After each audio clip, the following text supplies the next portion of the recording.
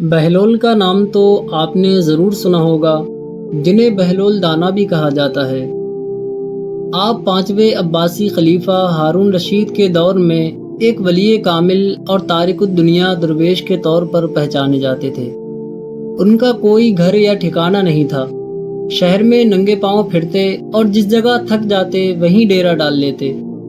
بعض لوگوں نے انہیں مجذوب بھی لکھا ہے، کیونکہ وہ عشق الہی میں گم اور ارد گرد کے ماحول سے بے خبر ہوتے تھے۔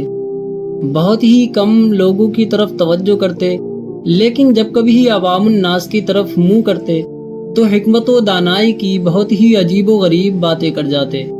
کوفہ میں پیدا ہونے والے بہلول کا اصل نام وہب بن عمر اور تعلق عرب کے قبیلہ بنو امان سے تھا۔ ایک دن خلیفہ ہارون رشید ایک سفر پر روانہ ہوئے۔ دوران سفر انہوں نے دیکھا کہ سلطان العاشقین حضرت بہلول دانا دریائے دجلہ کے کنارے بیٹھے بچوں کی طرح گیلی ریت کے گھر بنا رہے ہیں۔ وہ ریت کے گھر بناتے اور پھر خود ہی اسے مسمار کر دیتے۔ ہارون رشید نے پوچھا، بہلول کیا کر رہے ہو؟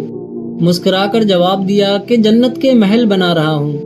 پوچھا، کیا اسے بیچتے بھی ہو؟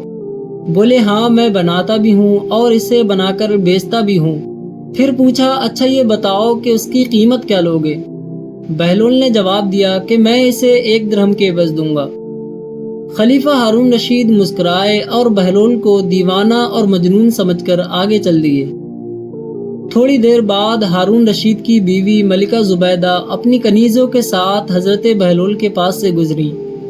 ملکہ نے معلوم کیا، بہلول کیا کر رہے ہو؟ بہلول نے انہیں بھی وہی جواب دیا جو بادشاہ کو دیا تھا۔ ملکہ نے سوال کیا، اگر کوئی تم سے یہ محل خریدنا چاہے تو فروخت کرو گے؟ بہلول نے کہا، ہاں کیوں نہیں، میں بناتا بھی ہوں اور اسے 1 درہم کے عوض فروخت بھی کرتا ہوں۔ ملکہ نے قیمت ادا کی اور خوش ہو کر اپنے محل کی طرف چل دی۔ رات کو ہارون رشید سوئے تو انہوں نے خواب میں جنت کے مناظر دیکھے، بڑے بڑے چشمے، پھلدار درخت اور ان کے علاوہ بڑے بڑے محلات بھی دیکھے۔ ایک سرخ یاقوت کے بنے ہوئے محل پر انہوں نے اپنی بیوی زبیدہ کا نام لکھا دیکھا۔ ہارون رشید نے سوچا کہ دیکھوں تو صحیح، یہ میری بیوی کا گھر ہے۔ وہ محل میں داخل ہونے کے لیے جیسے ہی دروازے پر پہنچے تو ایک دربان نے انہیں روک دیا۔ خلیفہ نے کہا کہ اس پر تو میری بیوی کا نام لکھا ہوا ہے، لہٰذا مجھے اندر جانے دو۔ دربان نے جواب دیا کہ یہاں کا دستور الگ ہے، جس کا نام ہوتا ہے اسی کو اندر جانے کی اجازت ہوتی ہے، کسی اور کو اجازت نہیں۔ جب دربان نے ہارون رشید کو پیچھے ہٹایا تو ان کی آنکھ کھل گئی۔ فوراً ملکہ زبیدہ کے پاس گئے اور پوچھا، تو نے ایسا کون سا عمل کیا ہے کہ جنت میں ایک محل پر میں نے تیرا نام لکھا دیکھا ہے؟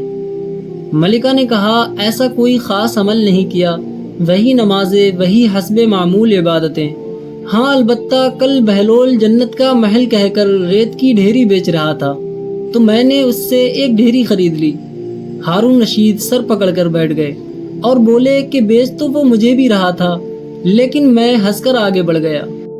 صبح ہوتے ہی خلیفہ بہلول کی تلاش میں دریا کے کنارے نکل پڑے اور سوچا، اگر آج بہلول اسی انداز میں ملے تو میں ان سے ایک محل ضرور خرید لوں گا۔ خوش قسمتی سے حضرت بہلول پھر اسی کام میں مشغول تھے۔ ہارون رشید نے پوچھا، بہلول کیا کر رہے ہو؟ جواب دیا کہ جنت کے محل بنا رہا ہوں۔ پوچھا، کیا ایسے بیچتے بھی ہو؟ بولے، ہاں میں بناتا بھی ہوں اور بیچتا بھی ہوں۔ خلیفہ نے جیب میں ہاتھ ڈالا ہی تھا کہ پوچھنے لگے، اچھا یہ بتاؤ کہ اس کی قیمت کیا لوگے؟ بہلول نے جواب دیا کہ تمہاری پوری سلطنت۔ ہارون رشید بولے، کل تو تم 1 درہم میں بیچ رہے تھے، آج پوری سلطنت مانگتے ہو؟ بہلول بولے، کل بن دیکھے سودا تھا، آج دیکھ کر جو آئے ہو۔ ہارون رشید بولے، حضرت آپ میری پوری سلطنت لے لیں مگر مجھے جنت کا ایک محل دے دیں۔ حضرت بہلول نے انہیں جنت کا ایک محل بھی دے دیا اور سلطنت بھی واپس دے دی۔